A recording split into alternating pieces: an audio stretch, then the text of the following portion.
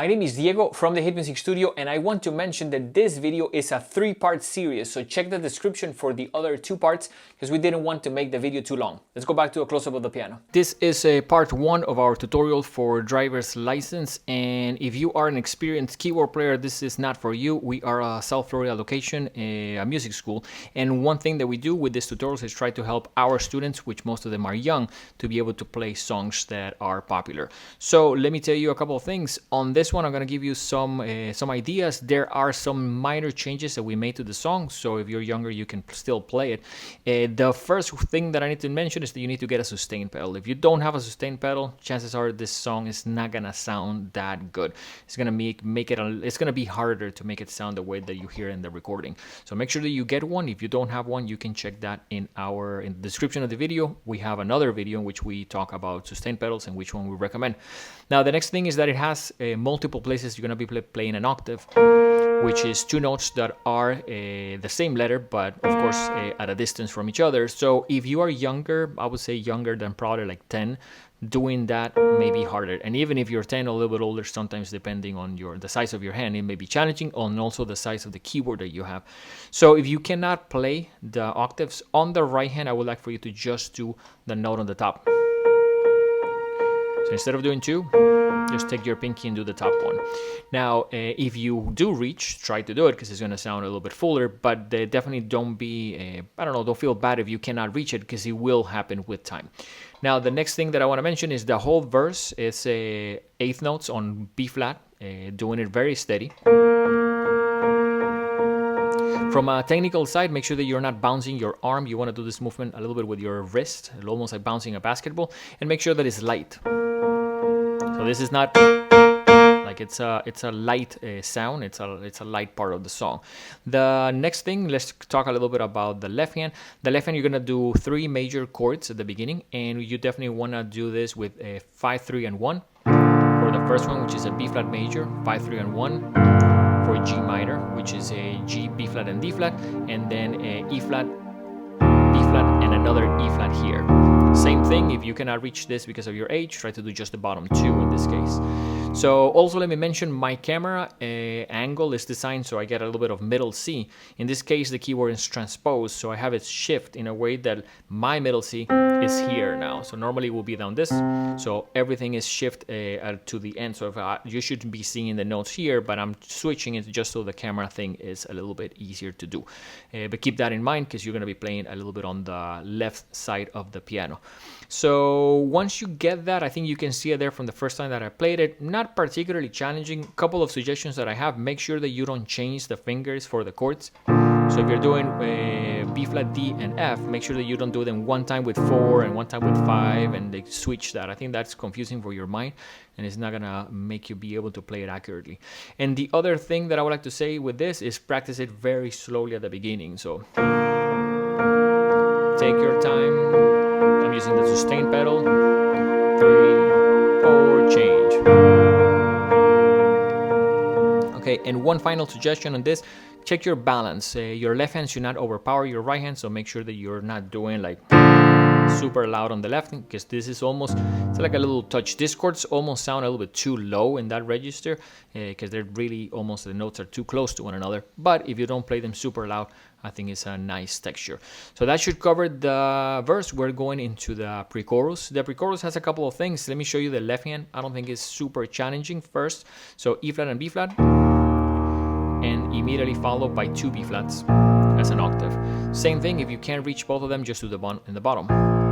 Now, this is a structure of 3 bars. It's a little bit asymmetrical. A lot of music is done with 4 bars, but not in this case. Now, the right hand, I definitely would suggest keep your thumb on G and use the pedal to do this note.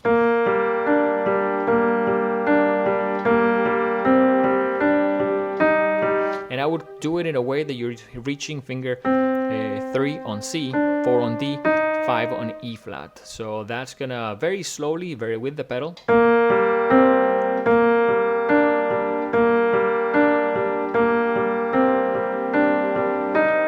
I'm almost using the pedal every bar to clean it out so the notes don't really ring into each other, but that really depends on also the sound that I have to make it sound like it has a pad on the back. But once we put that together,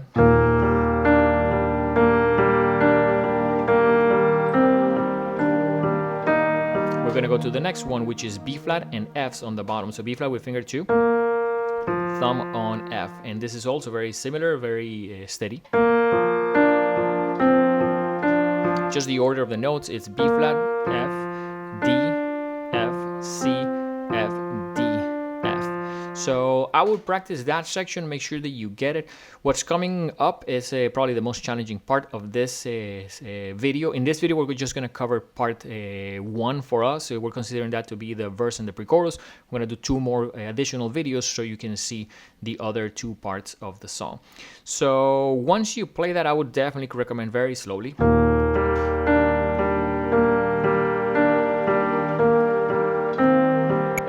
What you don't want is this.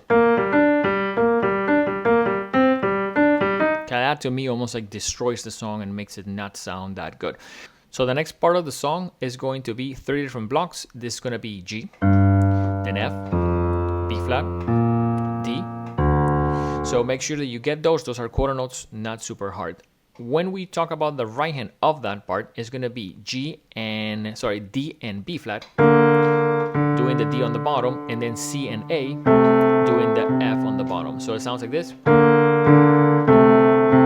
And for this, there's a good amount of movement. So make sure that you're doing finger 1 and 4, the thumb, finger 1 and 4, the thumb. Then you're going to move again and do F and D. Then the thumb again on that F. And then you do 3 keys. And then do the bottom note. So this is very slow, sounds like this.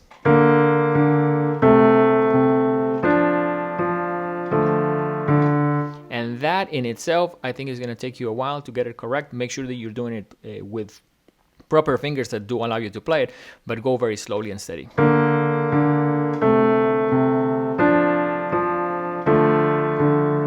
In stuff like this, I like to repeat it.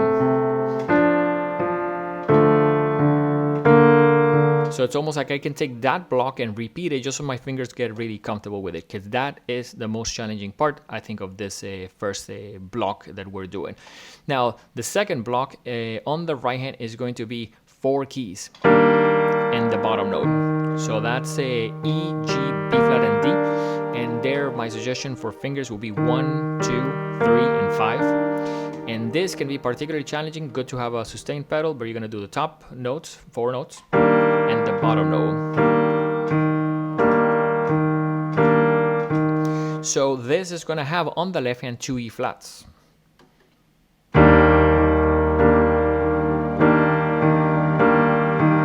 So one thing that you want out of this is to make sure that you're starting to stitch block 1,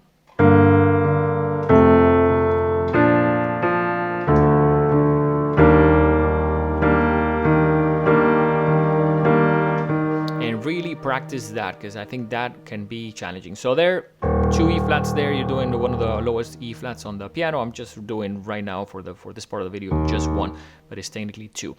Now, right after that, you're gonna have the last block of this section, which will be C on the left hand with E flat and G on the right hand, then F and C on the left with F and A on the right, and 2 B flats. So this little section sounds. And that I would consider, let's say, block 3. So all of this put together very slowly.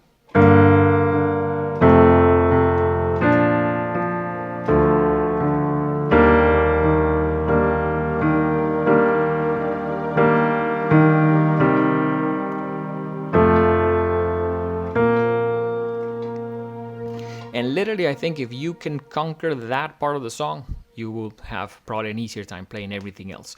So definitely be patient, because that sometimes a bar or 2 can be particularly challenging. And I think the procedure of how do you practice that is very important. Take it in little sections, go at it, make sure that you play it steady, and then try to stitch it one section with the other until you can play it correctly.